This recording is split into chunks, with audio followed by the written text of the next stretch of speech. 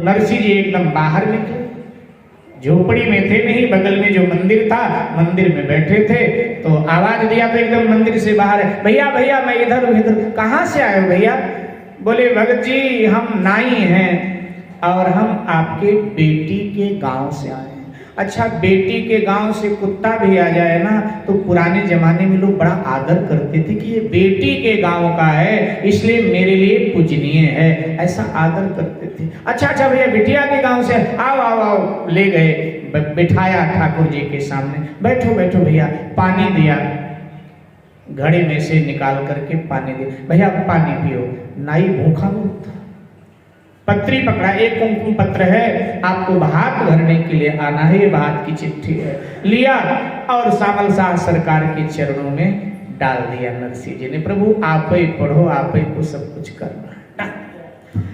और अब पूछा तो जाता ही कि भैया भोजन पानी, तो सो नरसिंह जी को पूछना तो पड़ा। लेकिन ऐसा है कि 3 दिन से कुछ कुटिया में आया नहीं और भगवान के मंदिर में भी कुछ नहीं आया, भगवान का भोग भी नहीं लगा है। नरसिंह जी जल का भोग लगा करके वही पी लेते हैं।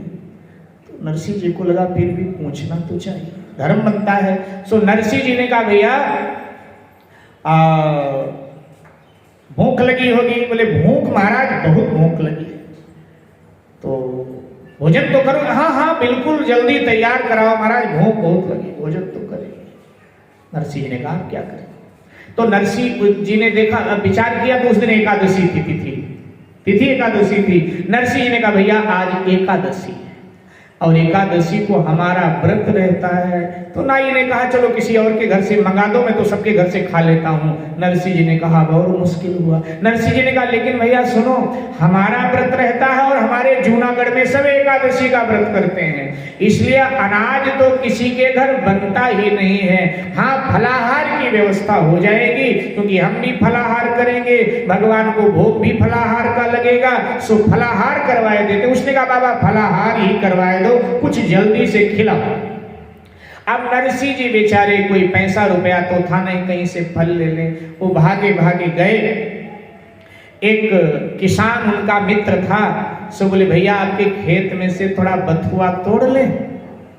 तो कहा हाँ हाँ आप ही का खेत है, कैसी बात करते हो भगत जी, जितना चाहिए ले जाओ। अब नरसिंह जी बथुआ तोड़ लाए और बथुआ तोड़ करके झोपड़ी में चूल्हा जलाए करके और उसको उबालने लगे नमक डाल करके कि यही बथुआ खिलाए दूंगा कि भैया एकादशी को हम बथुआ ही खाते हैं, सो बथुआ खाए लो। उबाल रहे थे, लेकिन उधर ठाकुर जी को ये मंजूर नहीं। भगवान श्री कृष्ण को लगा ये नाई की जात है और अगर इसको भरपेट भोजन नहीं मिला, दक्षिणा नहीं मिली, ढंग से बैठो ऐसे नहीं बैठा जाता, दक्षिणा नहीं मिली इसको और भोजन नहीं मिला इसको, तो ये जाकर हमारे नरसिंह भगत की जगह बेजगह बदनामी करेगा कि नरसिंह के यहाँ गए थे और भोजन नहीं मिला, पानी नहीं मिला, दक्षिणा नहीं मिली।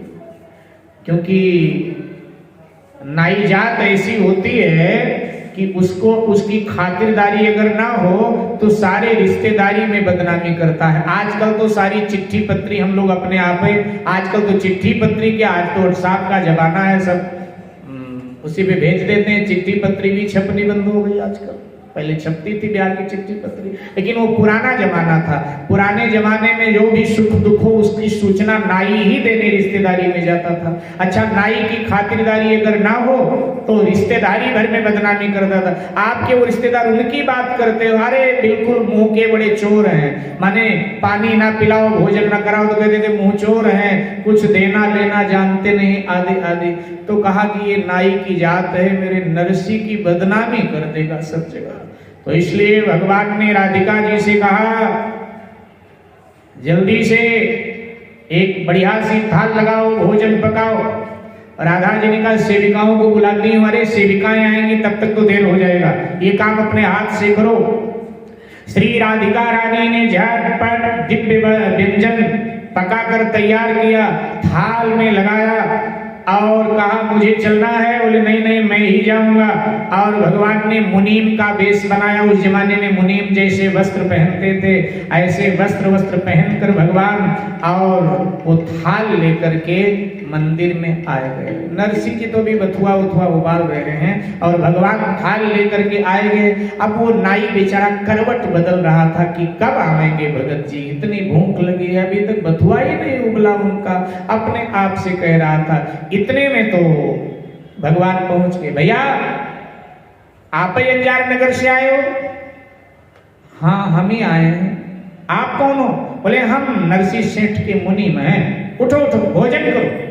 लेकिन नरसिंह जी तो कह रहे थे कि बोले हाँ नरसिंह जी की एकादशी है और जूनागढ़ के लोग एकादशी का व्रत करते हैं, लेकिन हमें तो नरसिंह जी का सारा व्यापार संभालना होता है ना, तो हमसे व्रत होता नहीं। तो मुझ तक सूचना मिल गई कि आप आए हो, तो इसलिए जो है ये भोजन लाया हूँ, भोजन करो। अब बैठ करके नाई भोजन करने लगा। अब नाई तो बड़े बड़े राजे रजवाड़ों की चिट्ठी पत्री लेकर जाता था, वहां भी भोजन करता था। नाई मुनीम जी से कह रहा है, मुनीम के वेश में भगवान है, सो नाई कह रहा है मुनीम जी बड़े बड़े राजे रजवाड़ों की चिट्ठी पत्री लेकर मैं जाता हूं और भोजन करके ही आता हूं, लेकिन जो स्वाद इस भोजन में आ रहा है वो स्वाद राजे रजवाड़ों के भोजन में कभी आया नहीं। अब ये स्वाद तो आएगा विशेष, क्यों? पकाया किसने? पकाया राधा रानी, श्री जी का हाथ लगा है, तो स्वाद तो आएगा। नाई ने भोजन किया और जब भोजन किया तो बोला कि थाल धो देता हूं।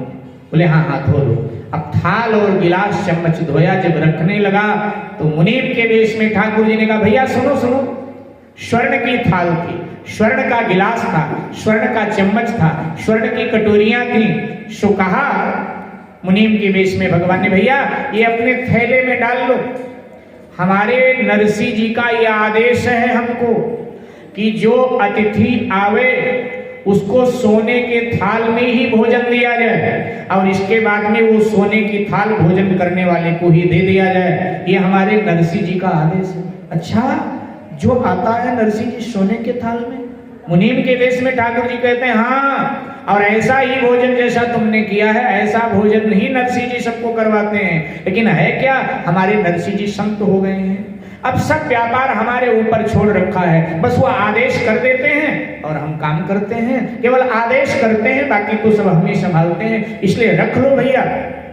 थाली में रख लिया। बोले ऐसे ही जूनागढ़ के लोग मजाक बनाए रहे थे, नरसिंह जी तो आज भी सेठ हैं।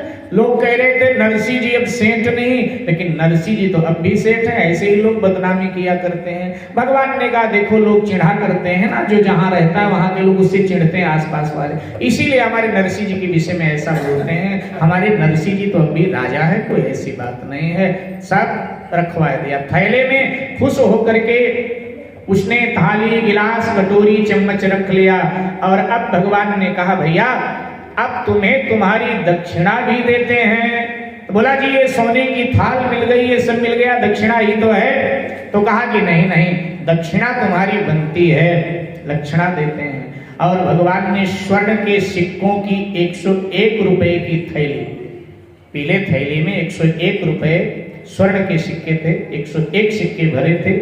सो भगवान ने उठाया और कहा भैया ये आपका मेहनताना, आए हो जाओगे तो ये आपकी दक्षिणा है। अच्छा अब मैं चलता हूं क्योंकि देर बहुत हो गई तुम्हारे पास, और नरसिंह जी में कहीं डांटे ना कि दुकान छोड़ करके तू यहाँ अब तक बैठा बातें कर रहा है, इसलिए हम जाए रहे हैं। आवेंगे भगत जी तो कह देना कि मुनीम आपका आया था, भोजन कराया गया। चले गए भगवान। अब नाई ने जम के भोजन कर लिया था, सो नींद आंखों पर मंडरा रही थी, थका था और लेट गया और खराटे मारने लगा। इधर नरसिंह जी बथुआ उथुआ उबाल करके लाए और हिलाने लगे, भैया भैया उठो उठो फलाहार कर लो। बड़े मुश्किल से आंख मलता हुआ उठकर बैठा।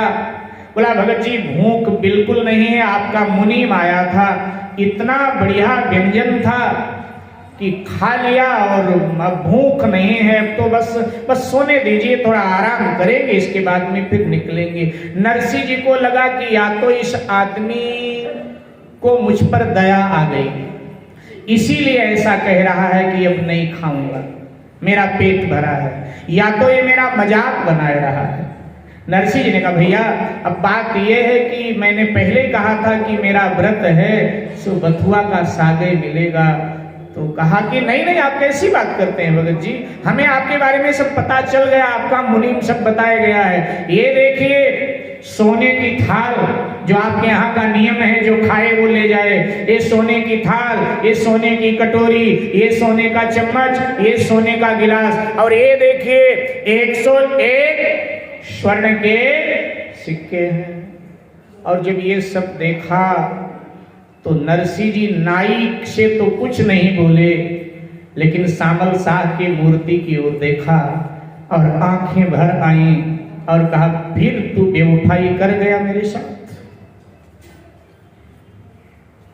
जब जब आता है मुझे बिना दर्शन दिए जाता है, श्राद्ध किया तो पत्नी को दर्शन दिया, बेटी का हाथ पीला किया तो मेरे पत्नी को दर्शन दिया, और आज हुंडी तारी तो उन 4 यात्रियों को दर्शन दिया, और आज भोजन कराने आया तो भी मुझे बिना दर्शन दिए चला गया। ठीक है, तेरा ही बल मुझे है।